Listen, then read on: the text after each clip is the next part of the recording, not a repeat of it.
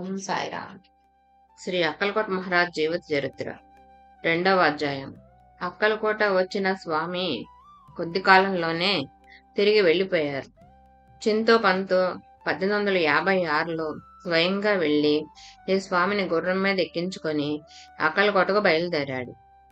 దారిలో కలెక్టర్ వద్ద నుంచి అతనికి అత్యవసరంగా రమ్మని కబురొచ్చింది.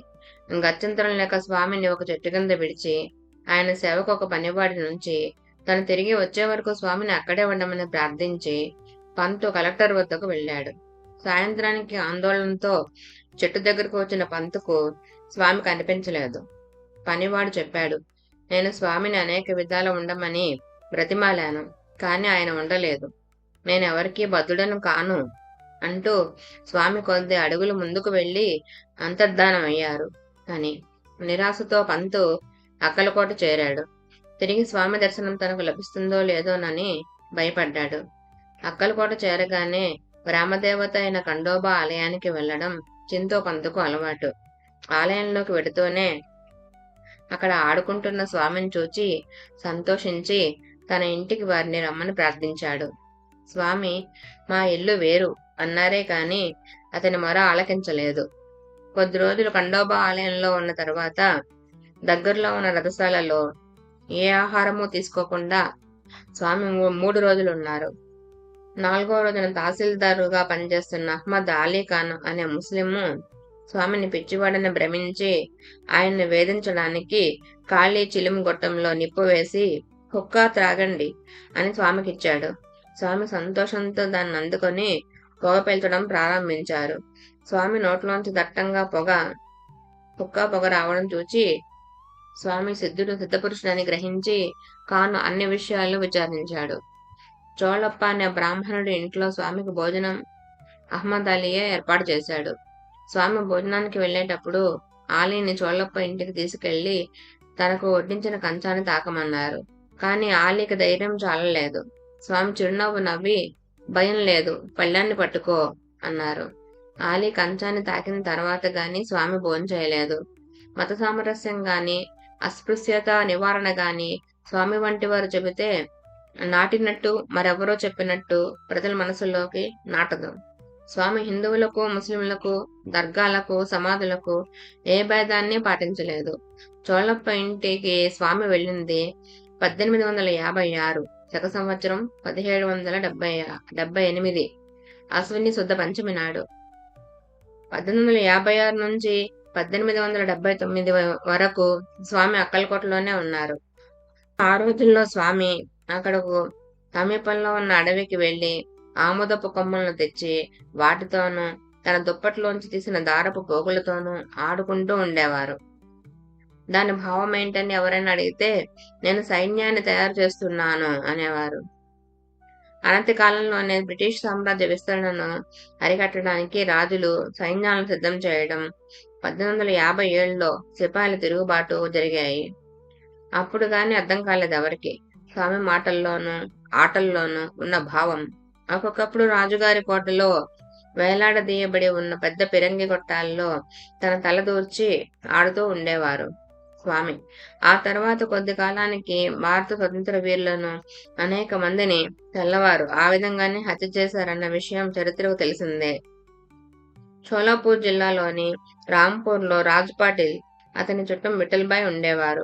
వాళ్లకు దర్శనమియడానికి స్వామి అప్పుడప్పుడు అక్కడకు వచ్చేవారు. ఒకసారి వారిద్దరూ స్వామి పునరుద్ధరణ సమయంలో 40 మంది బ్రాహ్మణులకు అన్నదానం చేస్తామని వాగ్దానం చేశారు.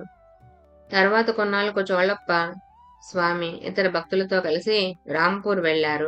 ఆ శుభ సమయాన ఇచ్చిన మాట ప్రకారం రాజు పాటిల్ విఠల్బాయ్ 40 మంది బ్రాహ్మణులకు భోజనం సిద్ధం చేశారు. కాని ఆ సమయానికి స్వామి దర్శనం కోసమై కొన్ని వేల మంది జనం ఆ ఊరు చేరారు. భోజన సమయానికి ఇద్దరూ స్వామికి సాష్టాంగపడి భోజనానికి ఆహ్వానించారు.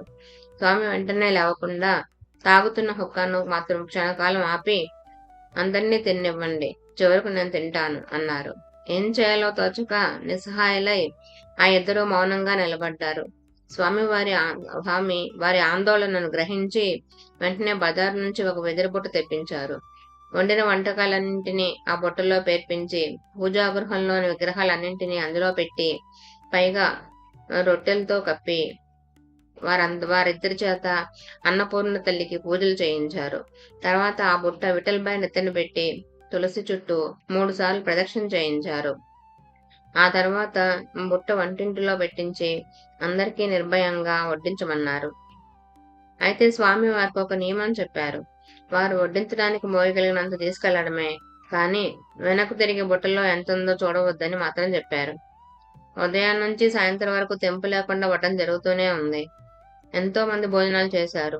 చివరకు పాటిల్ కృతజ్ఞతతో కన్నీళ్లు కారుస్తూ స్వామికి సాష్టాంగపడి తన కోసమైనా స్వామిని భుజించమని కోరాడు. స్వామి చిరునవ్వు నవ్వి, ఇంకా మా అయ్య మా తాత భోంచేయలేదు, వారయ్యాక నేను తింటాను అన్నారు. ఆయన మాటలు ఎవరికీ అంతుపట్టలేదు. కాసేపటికి స్వామి దర్శనానికి షోలాపూర్ నుంచి కొందరు వచ్చారు. వారు కూడా భోంచేశాక స్వామి భోంచేశారు. మరుసటి ఉదయం భక్తులు ఆ బుట్ట దగ్గరకు పోయి అందులో నుంచి వంటకాలు అట్లానే ఉండడం చూచి నివ్వెరపోయారు. ఈ కాలంలోనే ఇటువంటిది సాధ్యమైనప్పుడు రామాయణంలో వర్ణించబడ్డ భరద్వాజ విందు మాత్రం ఎందుకు నమ్మశక్యం కాదు? రాజా మాలోజీ కొలువులో పనిచేసే జాదవ్ స్వామికి కూర్మి భక్తుడు. అతడు కులానికి కుమ్మరి. అతన్నెప్పుడూ స్వామి ఒరే కుమ్మరి అని పిలిచేవారు. ఒకరోజు స్వామి అతనితో, ఒరే కుమ్మరి, నీ పేర ఒక చీటీ వచ్చింది అన్నారు. తనకు మృత్యువు ఆసన్నమైందని జాదవ్కు వెంటనే అర్థమైంది. వెంటనే అతడు స్వామి పాదాలను గట్టిగా పట్టుకుని ఏడుస్తూ, స్వామి, నన్ను రక్షించవలసింది.